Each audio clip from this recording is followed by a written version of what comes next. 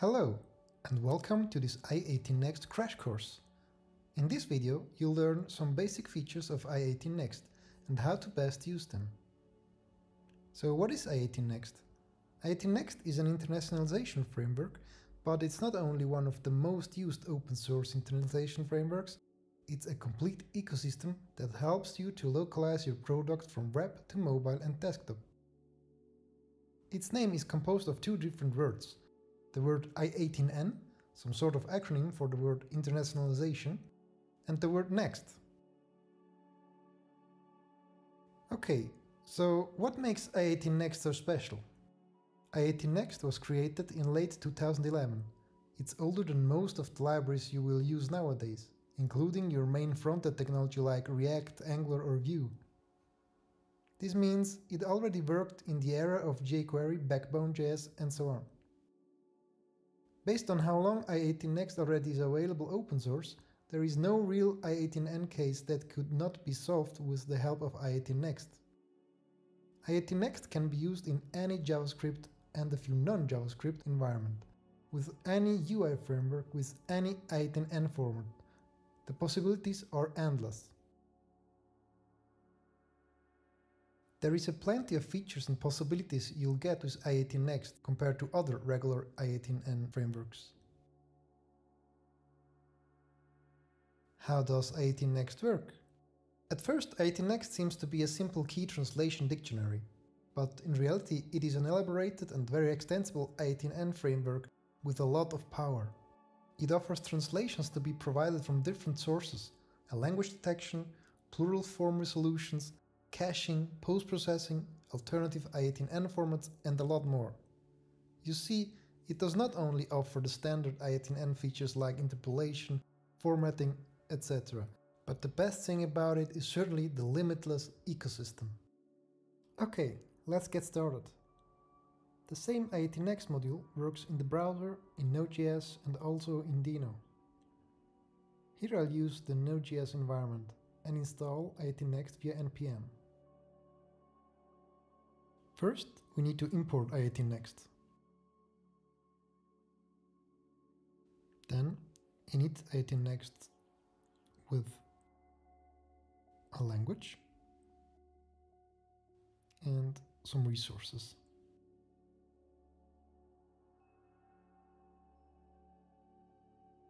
Finally, we can call the t function to resolve the translation key.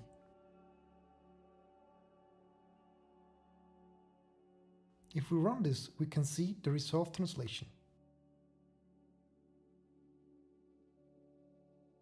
By the way, if you set the debug option to true, i18next will log some information that might help in resolving possible issues.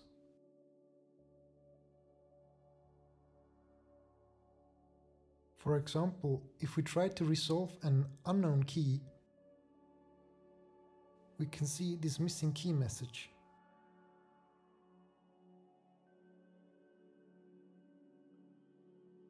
Let's add resources for an additional language.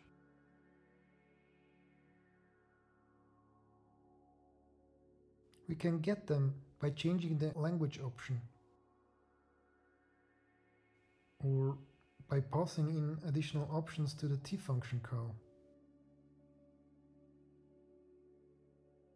There's also the option to use a language detector plugin, but we will get to this later. The translation resources can be also provided in a nested JSON format, like this.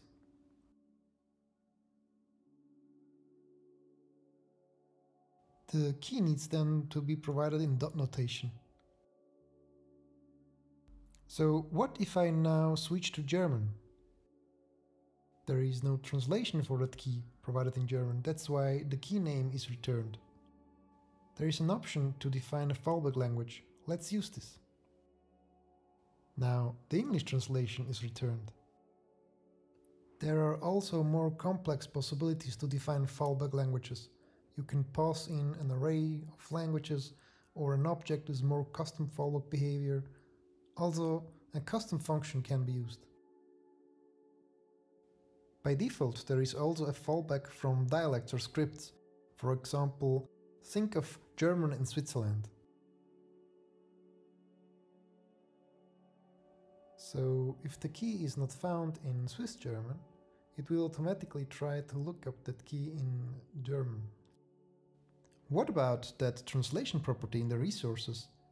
This is the default namespace name. Namespaces are a feature in i18next which allows you to separate translations that get loaded into multiple files. While in a smaller project it might be reasonable to just put everything in one file, you might get at a point where you want to break translations into multiple files. Reasons might be you start losing the overview having more than 300 keys in a file, or not every translation needs to be loaded on the first page, speed up load time. We will handle the lazy loading of translations later. Okay, so let's introduce a second namespace. We can access a specific namespace by using it as a key prefix, or by passing the namespace option. Personally, I like this better to be more explicit.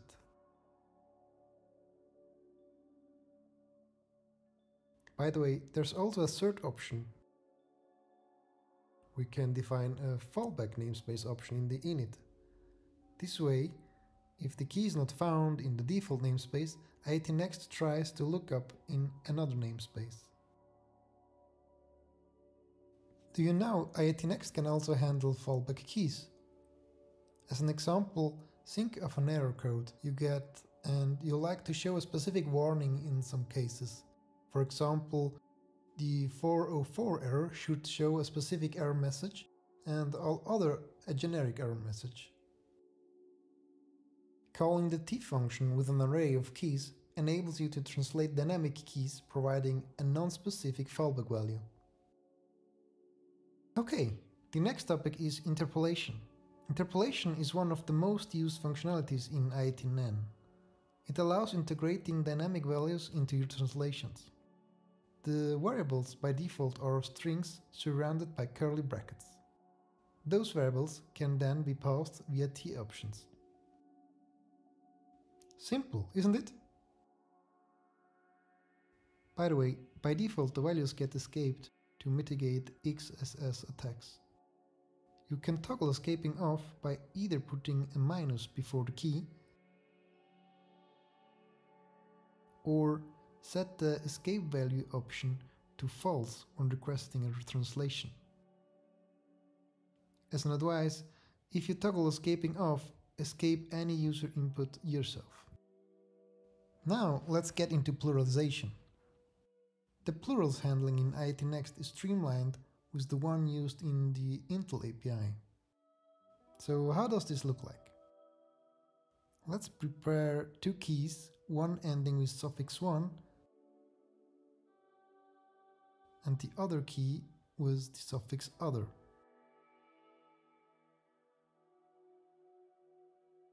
Now, depending on the count amount, you will see it will use a different value. We can also show that value with the help of interpolation.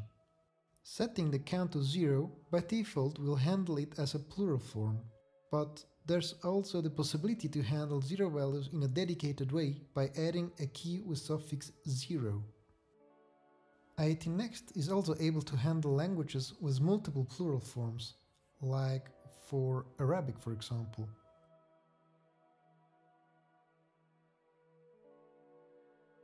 Depending on the count, it will show the corresponding suffix.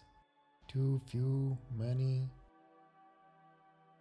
Formatting is the next topic. Although the formatting in i18next is based on the Intel API, there are various inbuilt formats for numbers, currencies, date times, relative times, and lists. The translation string structure is always the same. Curly brackets, like for normal interpolation, but after the variable name follows a comma with the format. Let's create an example with the number format.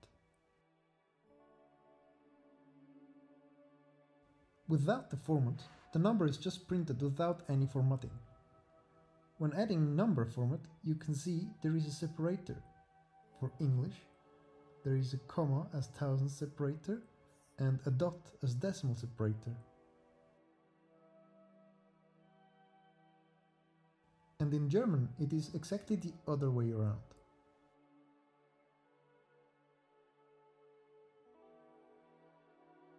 We can also add more options, like minimum fraction digits.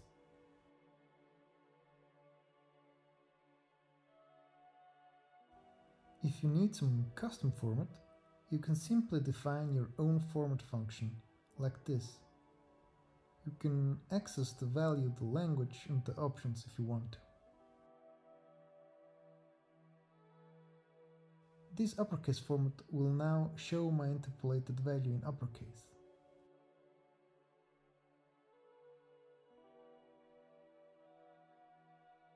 Another cool i18next feature is context. By providing a context, you can differ translations. Think about differentiating the translations based on which the search type is passed. So for example, a cake or a muffin. Now, based on which context is passed, the appropriate translation is used. And if the context is not found, the base key is used. By the way, interpolation, context and plurals can be combined. So you could do also something like this.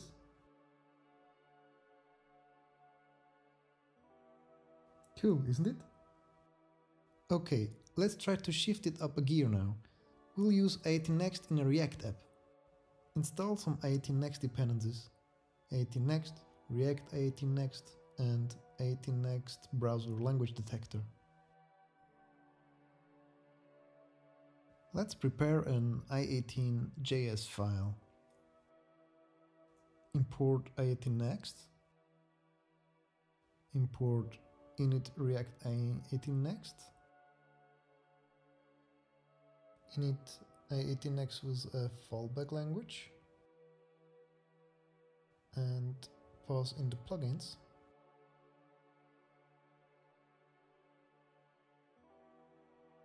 Let's also prepare the language detector. Finally, add some translation resources. That i18n.js file needs to be imported in the index.js file.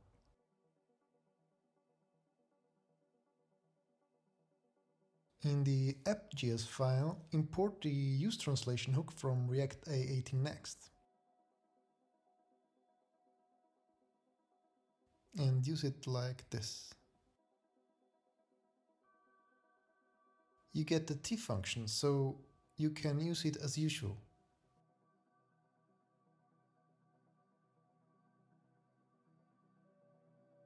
Don't forget to add that key to our translation resources. Nice! We got our first translation text displayed. Also, let's set the debug option to true. Now let's try the trans component. The trans component gives you a lot of power by letting you interpolate or translate complex React elements. Wrap this existing text part here with the trans component and define an i18n key. Now, before adding that key in our translation resources, have a look at the developer console. Here you find the missing key message with the correct usage of the replacement tags. Just copy the text and add it to the translation resources. They are index-based and the index number corresponds to the children index in the trans component. So in this example, edit is the index 0, source app.js is the index 1, and saved reload is index 2.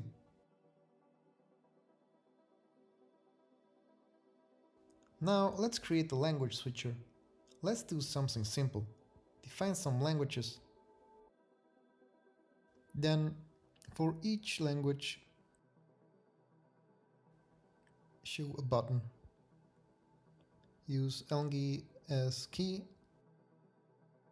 Prepare the onClick function deconstruct also the i18n instance here. On click, we invoke the change language function. And if it is the current resolved language, we disable the button. The resolved language value is suitable to be used in a language switcher like that, because if the detected language, for example, is English from the US and only English translations are provided, resolved language will return English. Let's also add some translations for the second language. Awesome! We just created a language switcher. Thanks to i18next browser language detector, now it tries to detect the browser language and automatically use that language. The manual selected language in the language switcher is persisted in the local storage. Next time you visit the page, that language is used as preferred language. Having the translations in our i18n.js file works, but it is not that suitable to work with, for translators for example.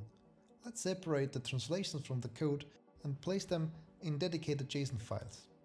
Because this is a web application, i18next HTTP backend will help us to do so. There are a lot of other i18next backend plugins. On server side, we could for example also use i18next FS backend. Having installed it, we import it and use it like this. Now let's create a locales folder here with the language code as subfolder and JSON files as namespaces. The same for the other language. Finally, remove the resources in the init call. It works, but since now the translations are loaded asynchronously, we need to make sure to wrap the app with a suspense component to prevent errors. Now the app looks still the same, but the translations are separated. If you want to support a new language, you just create a new folder and a new translation JSON file. This gives you the possibility to send the translations to some translators. Now we want to explore the save missing functionality of i18next. There's a very cool option that calls the save missing key function in backend plugins if a key was not found. Okay, what happens if we enable that option and define a new key without adding that key to our resources? Let's check it out. We can see in our developer console there is a message because of the missing key, and there is also a failed post request. Yes, the reason for this is we have no backend right now listening for that post request. Instead of spinning a custom server that handles the post request, for example with the help of i18next HTTP middleware, we will replace the i18next HTTP backend plugin with i18next locize backend. Before doing so, what is locize? Locize is a smart translation management system founded by the creators of i18next. To know more about locize and how you can create a project and use it thanks to the free trial, have a look at this showcase video in the info card. I've already prepared a locize project. You can see here our translation resources, so I just have to configure the code now. Okay, replace i18next HTTP backend with i18next locize backend. The locales folder can be deleted, since the translations have been imported to locize. In the i18n.js file, add the appropriate backend options.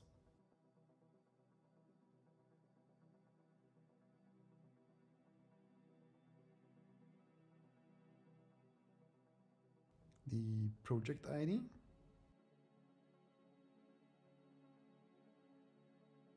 and the API key. And we're ready. All looks still the same, but there is no error anymore after the missing key message. Yes, the missing key has been added to locize, and thanks to the optional automatic machine translation, it is already translated. This means if we now switch to German, wow, this is amazing, isn't it? What we have seen so far are only the most common features and possibilities i18next and its ecosystem is offering. There is much more. It's a pleasure to see how all started back in 2011, when the i18next maintainers were in search for an internationalization library that met their demand, allowing to run both on server-side node.js and on the client side for their single-page applications. i18next was born and fastly grown to one of the most used frameworks for translating web applications and for Node.js. The response of the community was amazing, and the fast-growing ecosystem established itself around i18next. With version 2 of i18next, released in 2015, i18next got completely rebuilt to be as extensible as possible. Shortly after i18next version 2 release in 2015, another big community-driven i18next extension was released, React.js. The community provided great feedback. Out of that response and the past experiences, the maintainer learned providing instrumentation for doing proper internationalization just is not enough. Having created the foundation with i18next, it was a long journey to localization as a service. Today, Locize is the perfect translation management tool for i18next projects. Locize is directly supporting the future of i18next. Now it's your turn. The ecosystem is huge and there are a lot of examples and tutorials. Get started and be part of this great i18next community. Thank you very much for your attention.